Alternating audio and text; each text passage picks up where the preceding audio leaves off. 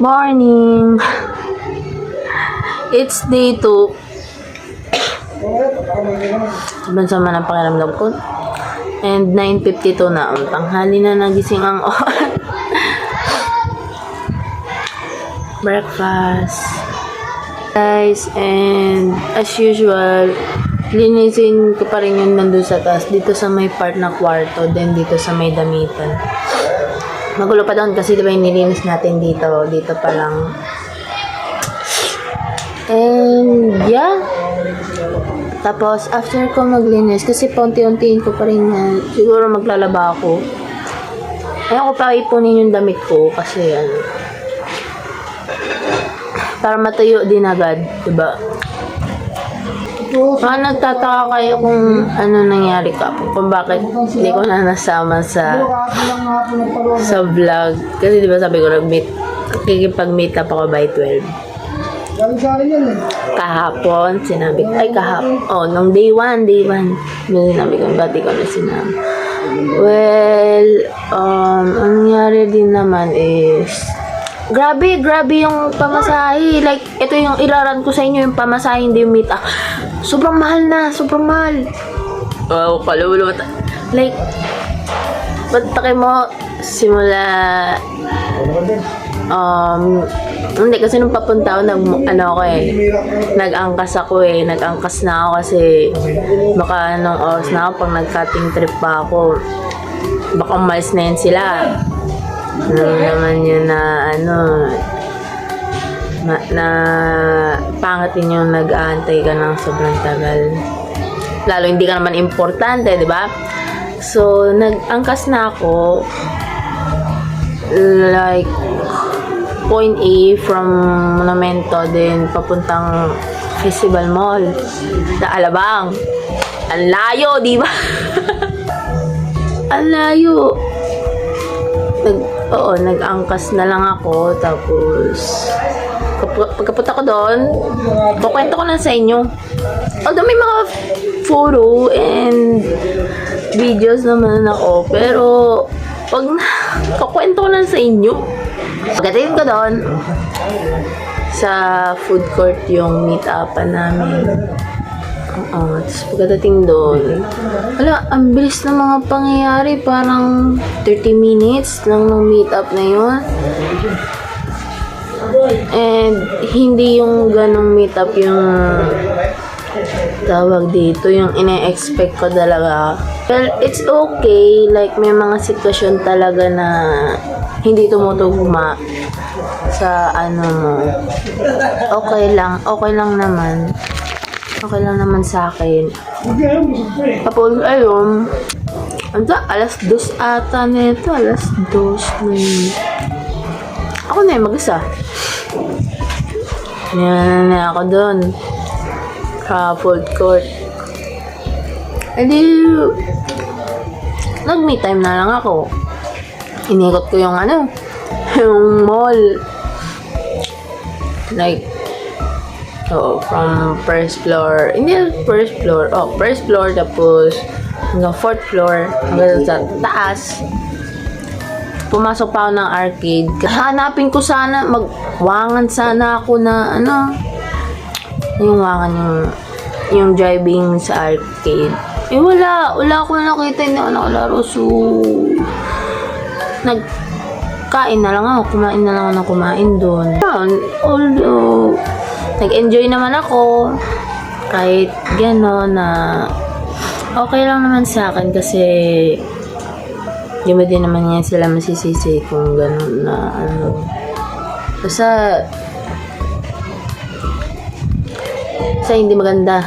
Pero okay lang yan. Valid yan. Emotion pa rin nila yan. Kasi nilalagay ko pa rin yung sitwasyon ko sa kanila. Like, ganyan. Okay lang. Wala namang problem doon. Ayun, may makukuha ka din talagang lesson sa mga ganyan na na mas lalo magpapa-improve sa'yo. And okay lang.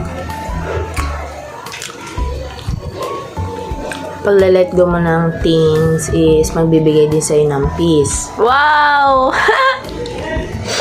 Proceed ka ng proceed. Tapos, may barrier naman sa harap mo, di ba? Hindi.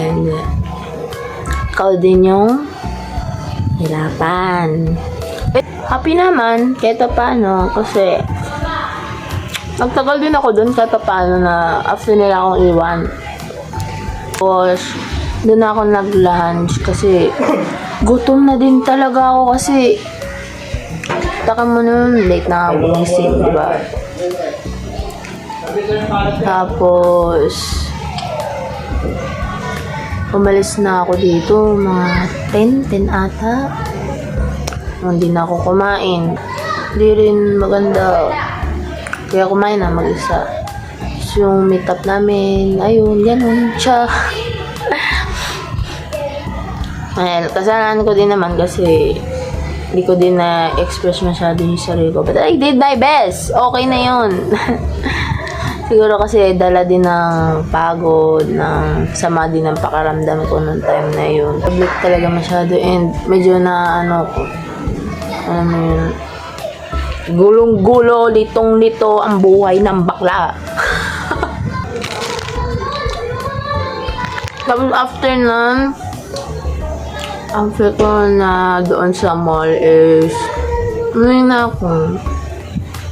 Medyo maaga pa yun, mga alas 3 or 4. Kasi ayoko gabihin sa biyahe. Lalo na mag-isa lang ako, lang kasama. Nag-cutting trip ako. Naging dorang at na naman. Tapos by Tuesday din ata, pupunta ng Intramural. Ay! Nako. Pero hindi ko alam baka siya na lang papuntahin ko dito. Masama na yung pakiramdam ko. Grabe! Ang mahal na ng pamasahe. Parang pwede mo na ata panggas yun eh.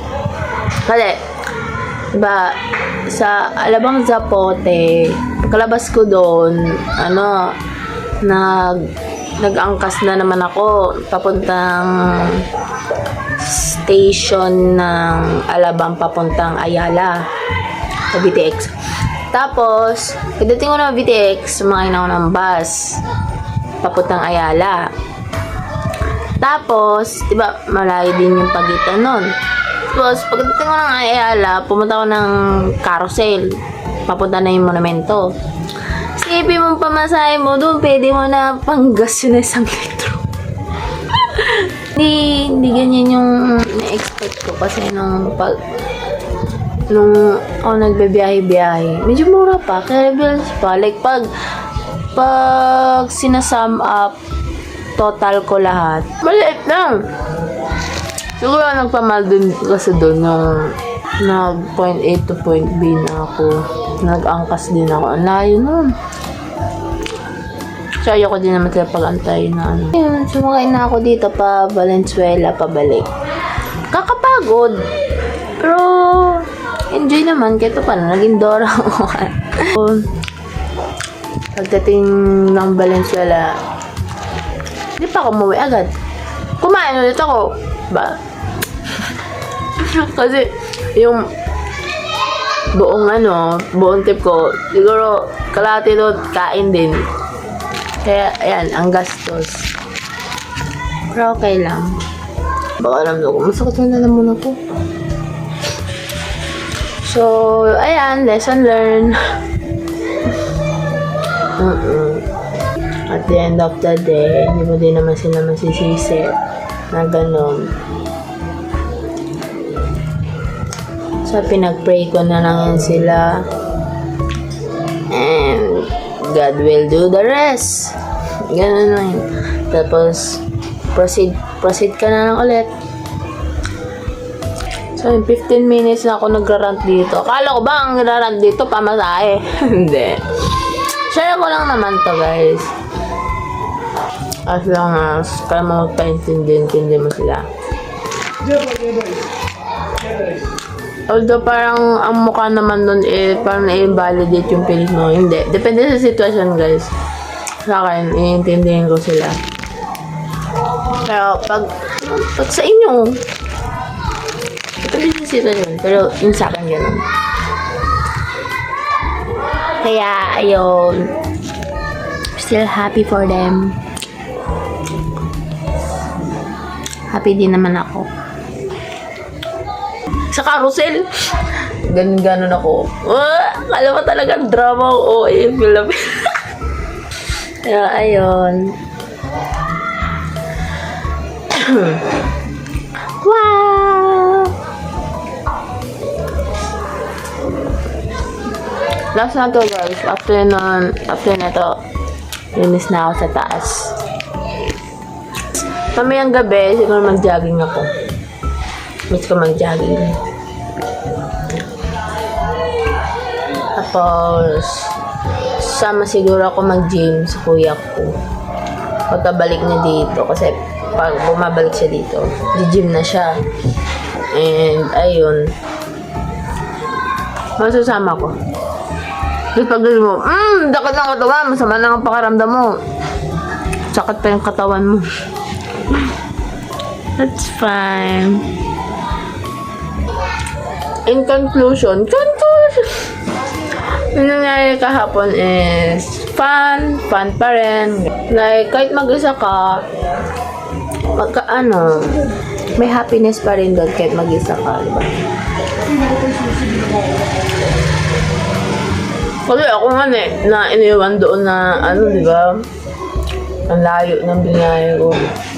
Well, kahit sila din naman, pero for me lang, na malayo yung binahe ko na kahit isipin mo na gano'n mag-isa ka, hindi ka na makakapag-fun. No, makakapag-fun ka pa rin in your own way. Sa akin, gano'n na kain-kain ako, ganyan-ganyan. Tapos, habang nagkain-kain, syempre, decision making ako, ganyan. And, ayun. Sarap. Okay lang yun.